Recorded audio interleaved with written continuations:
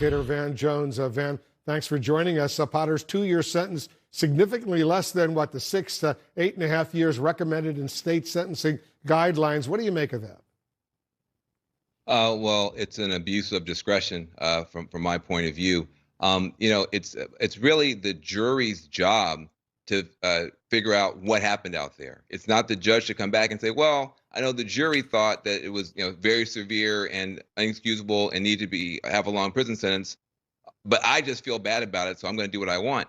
Lawlessness from the bench, lawlessness in police departments, lawlessness in the streets is the problem. A judge needs to take seriously these guidelines, to take seriously with the jury's hard work, take seriously the pain of the family. I've never seen a judge crying for a killer.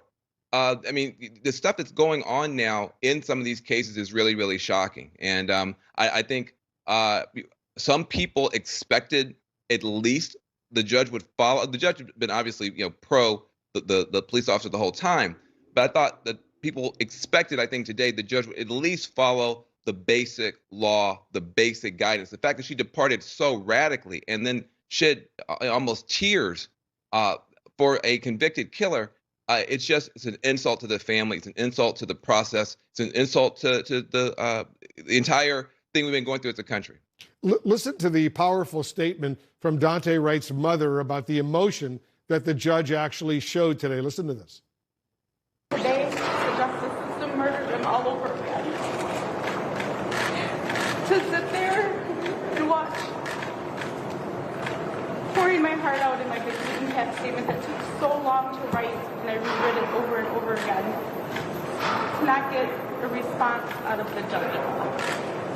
But then when it came down to sentencing Kim Potter, she broke out in tears. So what do you make of that? Pretty stunning distinction.